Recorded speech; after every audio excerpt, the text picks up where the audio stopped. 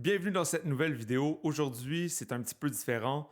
On va prendre le temps de s'asseoir ensemble et de discuter. C'est un peu en mode podcast. Donc, si jamais vous avez des choses à faire, du ménage, quoi que ce soit, n'hésitez pas à mettre cette conversation pour vous occuper le cerveau durant des tâches peut-être un peu moins agréables. Je sais que personnellement, c'est comme ça que je consomme tout ce qui est podcast. Bienvenue. Aujourd'hui, le sujet est très excitant. Je vais parler de ma relation avec l'alcool et surtout du fait que j'ai passé 1000 jours sans boire une seule goutte d'alcool. 1000 jours, c'est long. C'est presque 3 ans.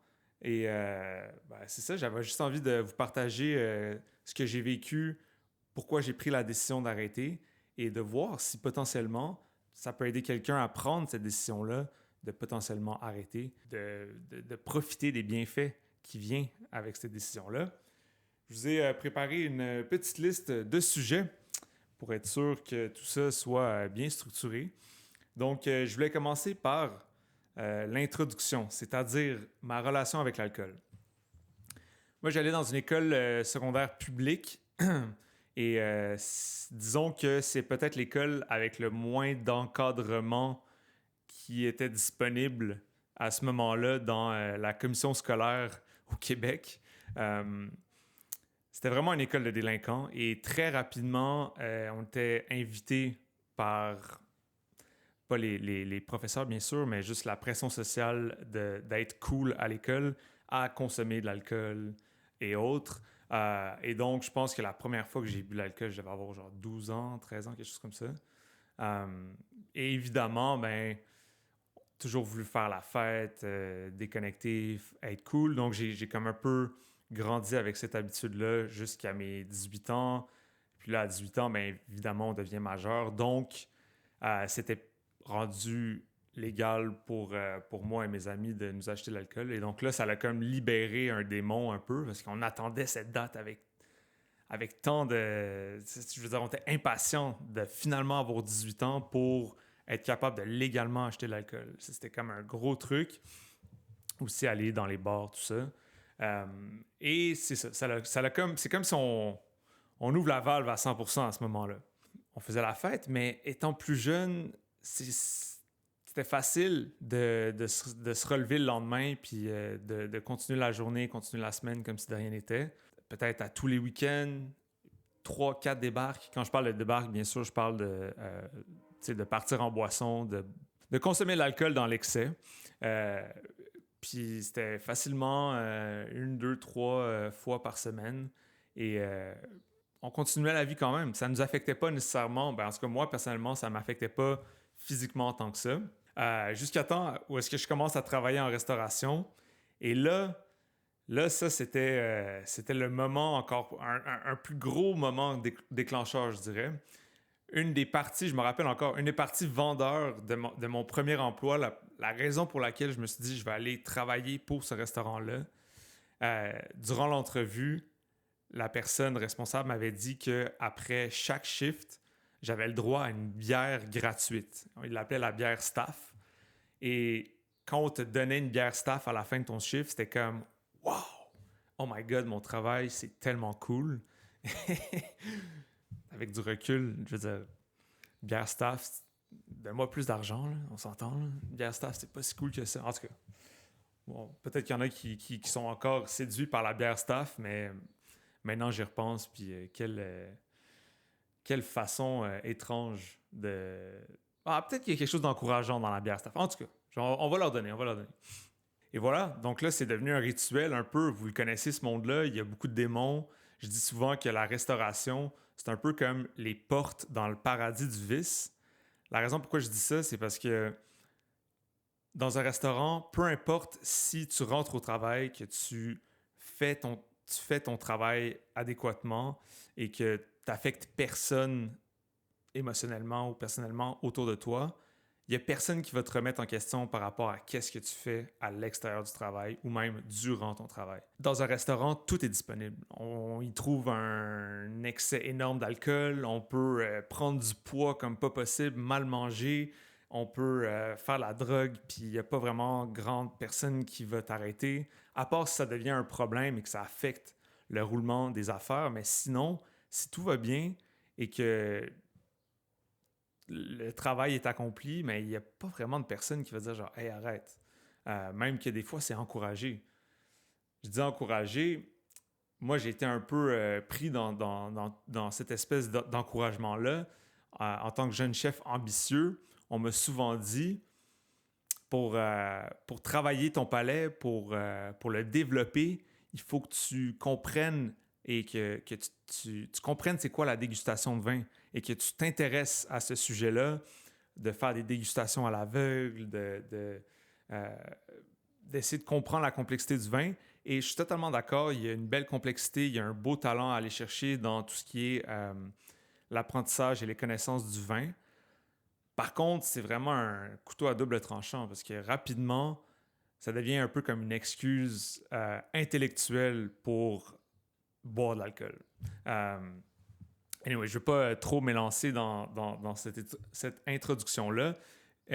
Mais à partir du moment où je suis rentré dans le milieu de la restauration, c'est comme s'il n'y avait plus de limite vraiment. Tant et si longtemps que tu faisais ton boulot, tu pouvais pas mal faire comme tu voulais durant et même à l'extérieur du travail. Il faut dire aussi que c'était quand même une autre période du monde de la restauration. C'était beaucoup plus difficile et je pense qu'on était un petit peu moins alerte et conscient quand vient le temps de parler de tout ce qui est santé mentale et juste qualité de vie au travail. Là, je pense qu'il y a une petite réforme qui s'est instaurée depuis le temps. Mais effectivement, à ce moment-là, c'était quelque chose. C'était un moment plutôt intense en restauration. C'est devenu comme une habitude à tous les week-ends, même en milieu de semaine des fois, parce que évidemment, les moments où tu as des congés en restauration, ça peut bouger pas mal. Donc, des fois, ça m'arrivait de prendre une débarque en milieu de semaine, en fin de semaine, 4 jours de suite. Puis on s'en rend pas compte. On s'en rend pas compte, mais chaque fois qu'on débarque, ça nous affecte sur, premièrement, la journée d'après, mais après ça, peut-être même l'autre aussi. J'étais quand même pas pire pour retrouver mes énergies encore. T'sais, début vingtaine, il n'y avait pas vraiment de problème. Des fois, c'était vraiment horrible parce que j'allais trop loin dans ma débarque. Puis le lendemain, je me réveillais complètement KO. Mais sinon, j'étais toujours capable de garder le rythme. Ultimement, c'était le fun. J'ai eu beaucoup de plaisir. J'enlève rien. Je dois aussi mettre au clair que je me suis jamais vraiment rendu à un point de dépendance à l'alcool et ça va être vraiment mon point de vue à travers cette conversation. C'est plus un point de vue de moi qui échappe la pression sociale de boire de l'alcool. Et si jamais vous avez des problèmes de dépendance, je vous invite fortement à discuter avec quelqu'un de beaucoup plus qualifié que moi pour aller chercher du soutien par rapport à tout ça. Mais si je peux vous aider à faire ce cheminement pour aller chercher de l'aide avec cette conversation aujourd'hui, eh bien, ça me fait vraiment plaisir. Pour continuer l'introduction, elle est longue mon intro, là, mais vous allez la voir. Éventuellement, ce qui est arrivé, c'est que j'ai comme développé un truc où est-ce que à chaque fois que je buvais de l'alcool, que ce soit un verre ici, 2 bières par là, le lendemain, je me réveillais toujours avec un mal de tête, genre foudroyant, là, casser le crâne en deux. Et je me demandais vraiment c'est quoi qui se passait. Puis quand je prenais des débarques, ben là, le lendemain, c'était quelque chose. Là. J'étais hors de mon corps, cloué au lit. Je me ralentissais énormément. Et éventuellement, j'ai comme pris un petit 2 secondes pour faire une petite perspective sur le nombre de journées que je passais à mal me sentir par rapport à quelque chose que je me suis infligé moi-même, c'est-à-dire boire de l'alcool. Et je me suis rendu compte que je passais un tiers de l'année à mal me sentir parce que j'avais soit mal à la tête le lendemain en ayant juste bu un verre la veille ou parce que j'étais allé trop loin dans une débarque puis j'étais pas à 100% en forme. Et là, quand on fait ce calcul-là, on se dit « My God, OK, c'est beaucoup de temps passé à mal se sentir. » Et puis là, après ça, quand on commence à faire la perspective sur plusieurs années, 10 ans, 15 ans, on se rend compte que ça monte vite. C'est des années qu'on commence à se sentir mal. Pas juste des journées dans une année. Donc, j'ai comme pris un petit 2 minutes, puis j'étais vraiment tanné, vraiment, vraiment tanné d'avoir mal à la tête. Donc, un jour, je me suis dit, bon, ben, je pense que l'alcool, j'ai peut-être développé une allergie. Je suis jamais allé voir un docteur pour tout ça, mais je me suis juste dit, il y a quelque chose qui tourne pas rond, j'arrête.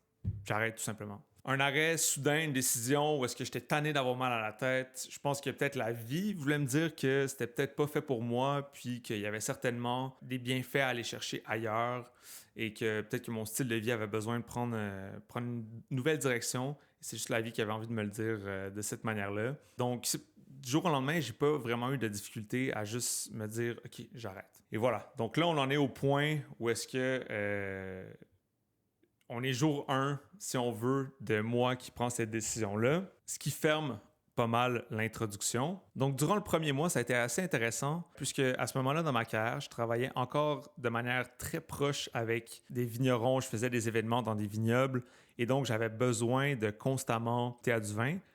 Et pour ceux qui ne le savent pas, on est capable de goûter à du vin en crachant. D'ailleurs, beaucoup de grands sommeliers de ce monde n'avalent pas quand ils goûtent à des vins, surtout dans les grandes compétitions. Et donc, j'étais toujours face à l'alcool constamment avec le travail, recherche et développement. C'est ça. J'étais constamment face à l'alcool. Sauf que le truc, c'est qu'étant donné que j'avais pas vraiment de dépendance et que quand je me mets la tête sur quelque chose, je m'étais dit non, c'est non. C'est sûr qu'il y a des moments où est-ce que j'étais tenté de me dire ah tant pis, genre je continue puis on verra.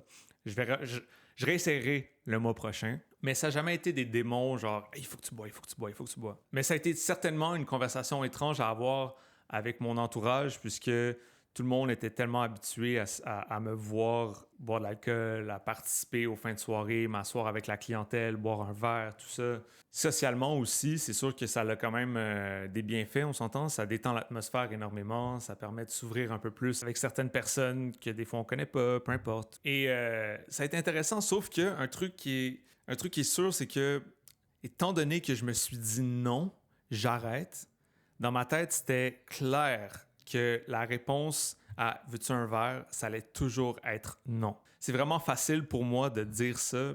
Et s'il y a des personnes qui m'écoutent qui ont un problème de dépendance, je sais que c'est pas facile pour tout le monde de juste dire non. De mon côté, je me suis juste dit, je vais essayer de faire au moins 3 mois.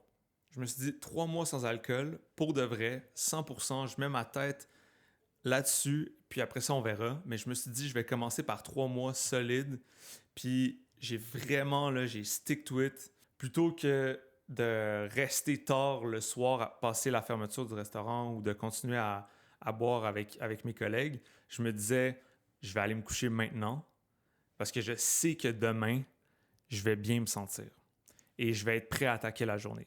Et soudainement, cette espèce de switch de mindset-là, où est-ce que à la place de me dire « Ah, je vais profiter du moment maintenant », j'ai mis mon focus sur le moment du lendemain quand j'allais me réveiller et que j'allais me réveiller en pleine forme, prêt à attaquer la journée et de profiter, des fois si c'était la veille d'une journée de congé, d'être capable de profiter pleinement de ma journée de congé, de me lever tôt, de voir le soleil, de ne pas me lever à 1-2 heures de l'après-midi puis d'avoir de la misère à bouger, de rester au lit toute la journée.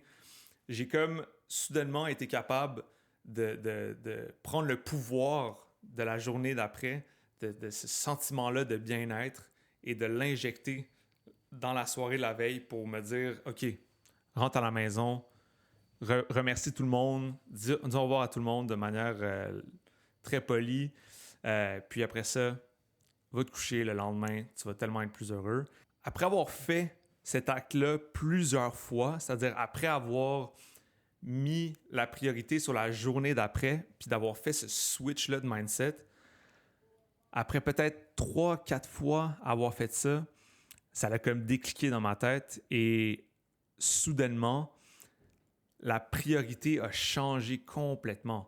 J'avais juste plus envie de rester parce que je le savais que j'allais profiter de la journée d'après.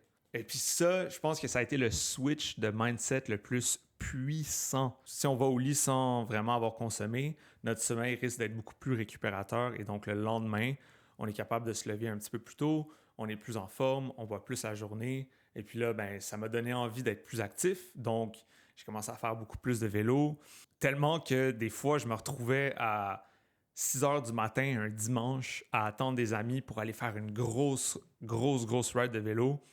Puis je voyais tout le monde rentrer du bar, puis je me suis dit, wow, maintenant je me lève, tu sais, je suis debout à 6 heures du matin pour une, une raison complètement différente que les raisons pourquoi j'étais debout à 6 heures du matin anciennement.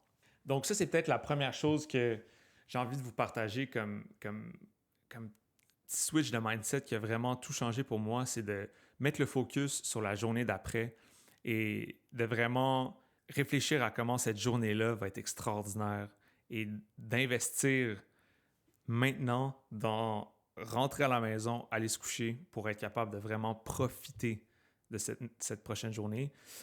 Donc ça a été comme une façon pour moi de vraiment rapidement embarquer dans la routine, de juste dire non, d'aller vers le 3e mois. Il reste que le rituel de l'alcool, qui est un rituel très important. C'est le fun, c'est festif, on s'assoit, on trinque, c'est un moment social. C'est là que je me suis rendu compte que le rituel est plus important que ce qu'il y a dans le verre. C'est-à-dire que si on veut participer socialement à des activités où est-ce qu'on boit l'alcool, c'est quand même simple de juste changer le liquide pour quelque chose qui n'a pas d'alcool dedans. Ce que je veux dire par là, c'est, admettons, c'est l'été.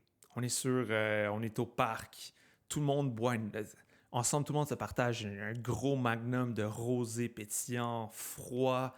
La bouteille perle tellement elle est froide et il fait chaud dehors, c'est agréable. Tout le monde a des verres à vin, c'est le fun. Eh bien, rien n'empêche d'avoir toi aussi un verre à vin et d'avoir juste un breuvage aussi froid dans une belle bouteille qui est juste sans alcool. Et soudainement, cette émotion-là, de comme le rituel, c'est tellement similaire. C'est juste l'impact sur le corps, le buzz n'est pas là. Et c'est sûr que si vous êtes toujours à la recherche du buzz, ben là, c'est différent, mais j'ai beaucoup entendu à travers ces années sans alcool, il y a beaucoup de gens qui m'ont dit j'ai de la difficulté socialement avec le fait de dire non. Et moi, j'ai envie de vous dire, si vous êtes curieux et vous avez envie d'arrêter de boire de l'alcool, mais ça, c'est une façon assez simple de juste arrêter. C'est de continuer à faire partie du rituel, mais de changer le liquide. Et de plus en plus, on le voit, là, je pense que ça n'a jamais été aussi intéressant de ne pas boire d'alcool. En ce moment, il y a tellement d'options de bière sans alcool, c'est fou. Là. À partir du moment où est-ce que j'ai arrêté de boire de l'alcool à maintenant, la quantité d'options sans alcool qu'il y a disponibles au supermarché ou au dépanneur, c'est fou raide. C'est quand même intéressant d'être capable de continuer à participer au rituel et de juste pas avoir d'alcool dans son verre. Donc, je vous invite à continuer à faire partie du rituel, mais de juste changer le liquide pour un liquide qui est sans alcool. Une autre grosse question qu'on m'a posée, c'était par rapport à la pression des autres. Souvent, on a des amis qui vont insister, qui vont dire « Hey, bois, hey, comment, là, t'es dans main plate. » Moi, je suis quand même quelqu'un avec un caractère... Quand j'ai une idée sur quelque chose, j'y tiens à 100%. Donc, ça a été moins un impact sur moi. Je dirais que quand quelqu'un me disait ça, je faisais juste dire non et ça s'arrêtait là. Les fois où je me suis senti comme si j'avais pas le choix de trouver une excuse, j'ai toujours juste dit c'est moi qui conduis ce soir. Et instantanément, quand j'ai donné cette raison-là, la conversation s'arrête là. On dirait qu'il y a comme un respect universel pour pas d'alcool au volant. Donc, à partir du moment où je mentionnais ça, la conversation s'arrêtait là. Si vous êtes moins du style à mentir pour vous sortir de certaines situations, je ne dis pas que je le fais tout le temps, mais des fois, ça peut être utile. Je voudrais juste essayer le plus possible de focusser sur le fait que demain, vous allez aller mieux et que pour l'instant, c'est juste non, mais que vous pouvez justement faire partie du rituel avec la bière sans alcool sans problème. J'ai pas plus de conseils à donner par rapport à ce sujet-là, malheureusement, parce que ça a été très rare que quelqu'un me confronte et essaie de me forcer à boire ou essaie de me mettre une certaine pression sociale pour que finalement je dise oui, j'embarque. Mais j'espère que vous allez trouver la force interne si jamais vous êtes face à une situation comme ça et que vous voulez arrêter de boire, de finalement dire non. Et si jamais c'est vraiment difficile, la personne insiste à fond, faites juste dire que vous conduisez ce soir. Je suis convaincu que ça va s'arrêter là. Après 3 mois sans alcool, c'est vraiment là que j'ai comme ressenti les bienfaits d'arrêter de boire. C'est comme s'il y avait un nuage gris un peu qui était encore présent autour de moi et soudainement ce nuage-là, il a comme disparu. J'avais comme une vision, une clarté, quelque chose, une illumination quasiment qui est venue à moi et soudainement, c'était plus facile de me lever tôt le matin. La façon dont je réfléchis aussi, c'était beaucoup plus clair. Mon côté créatif aussi. Le moteur, on dirait qu'il n'arrêtait jamais. Il y avait toujours une pensée créative à quelque part. Et c'était devenu de plus en plus facile pour moi de m'imaginer créer un nouveau plat ou de penser à une vidéo ou d'être capable de combiner créativité, travail intensif et aussi activité physique, ce qui est souvent difficile à jumeler ensemble quand l'alcool fait partie de l'équation. Donc, pour moi, passer le 3 mois, on dirait qu'il y a eu un déclic énorme et c'est là où est-ce que je me suis dit, oh my God, ça va être difficile de recommencer. Parce que j'étais rendu tellement attaché à justement l'émotion de penser au lendemain et je vais tellement bien me sentir le lendemain que là, en plus de tout ça, avoir le bienfait, le côté, toute la clarté qui vient avec le fait d'arrêter de boire, qui embarque par-dessus cette émotion-là, c'était comme un cocktail de pur bonheur, difficile à arrêter. C'est difficile de ne pas vouloir en boire, ultimement, de ce cocktail-là. Je sais pas comment l'expliquer. C'est pour ça que souvent, quand les gens vont me dire « Hey, je vais faire un mois sans alcool », je me dis si seulement tu pouvais aller jusqu'à 3 mois, tu verrais. Après ces 3 mois-là, je suis pas sûr si tu reviendras en arrière. Dans le passé, j'ai entendu dire que passer le 3 mois, il y a comme des toxines qui sortent du corps. C'est ça qui amène cette clarté-là. Je suis pas un docteur, donc je vais pas vous dire que c'est ça. Mais moi, je l'ai ressenti et ça a été extraordinaire comme instantanément. C'est vraiment bizarre à dire, mais je le sais qu'il y en a beaucoup qui ont arrêté de boire, qui savent exactement de quoi je parle. Et cette sensation-là, c'est comme si on reprend possession de sa clarté, mais aussi sa conscience. Il y a comme quelque chose qui vient, c'est comme si on retrouve cette jouvence, la conscience. On est plus présent. C'est difficile à décrire, mais passer le 3 mois, ça a eu un gros impact sur la façon dont je réfléchis, dont je vois la vie et aussi mon humeur et ultimement mon énergie. Je dois vous avouer qu'à partir du 3e mois, c'est devenu clair pour moi que c'était mon nouveau style de vie et que ça allait être impossible de faire un retour en arrière. J'ai comme pris trop de plaisir à bien me sentir et à être capable de vraiment attaquer la vie et chaque journée avec un maximum d'énergie et d'être juste 100% présent dans toutes mes activités. Il faut dire aussi que j'ai remplacé, si on veut, le party par l'activité physique. Donc, j'ai commencé à vraiment m'intéresser plus au sport d'endurance. J'ai comme eu une envie aussi d'être quand même bon dans mes sports et de bien performer. Donc, le fait d'arrêter de boire a eu un impact vraiment direct sur ma performance dans le sport d'endurance.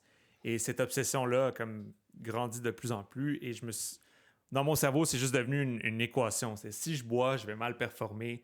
Donc, je veux pas boire. Et ainsi de suite, mal me sentir, tout ça. Je vous dirais qu'avec le temps, tout le négatif de boire de l'alcool a commencé à prendre beaucoup plus de place dans le pourquoi j'ai arrêté que le positif de je veux recommencer. Et maintenant, le positif de je veux recommencer, il n'existe même plus dans ma tête. Il n'y a personne qui pourrait me payer aujourd'hui pour que je recommence à boire. Ça, je vous le garantis. Ça va être mon style de vie jusqu'à la fin de mes jours. Je ne veux plus jamais être hangover. C'est aussi simple que ça. Et c'est quelque chose que j'ai entendu beaucoup ailleurs, mais honnêtement, passer 1 heure du matin, il n'y a rien de bon qui se passe. Et je suis prêt à le challenger. Pensez-y. Pensez-y, là. Toutes vos débarques, peu importe, toutes les fois que vous faites le party, qu'est-ce qui s'est vraiment passé de bon passer 1 heure du matin? En terminant, si j'avais un conseil à donner à quelqu'un qui souhaite arrêter de boire de l'alcool, premièrement, ça serait de se fixer, comme je vous ai dit, 3 mois comme but, parce que 1 mois, selon moi, c'est pas assez. Je sais que ça peut paraître comme beaucoup, mais 3 mois sur 1 an ou sur plusieurs années, c'est pas tant que ça. Si on est capable de justement aller faire ce petit switch de mindset, de focuser sur le lendemain et comment est-ce qu'on va se sentir, et peut-être aussi planifier pertinemment des activités tôt le matin ou peu importe, des activités où est-ce qu'on a besoin d'être actif, puis de se dire, je vais pouvoir en profiter à 100% et être vraiment focusé sur ce moment-là. Puis même si on a des activités sociales la veille, de participer en juste utilisant un liquide autre, peu importe, de la bière sans alcool, du kombucha, il y a plein de façons d'avoir du plaisir à boire quelque chose. Ça, je pense que ça serait vraiment mes deux conseils. Et rapidement, on va se rendre à la fin de ce 3e mois-là. Et puis c'est là que le déclic va se faire. Et j'ai l'impression que ça va être difficile de retourner en arrière. C'est ce qui fait le tour par rapport à cette conversation sur le pourquoi j'ai arrêté de boire de l'alcool. J'espère que vous avez apprécié. Merci beaucoup de vous être rendu jusqu'ici. Et si jamais vous aussi, vous avez une expérience, un témoignage que vous voulez laisser dans les commentaires, s'il vous plaît, sentez-vous à l'aise. Je serais très curieux de lire comment est-ce que vous avez vécu le fait d'arrêter de boire l'alcool, ou si vous êtes curieux, si peut-être j'ai manqué des points, vous avez des questions, n'hésitez pas comme toujours. Puis voilà. Sinon, en espérant vous retrouver la semaine prochaine, à bientôt.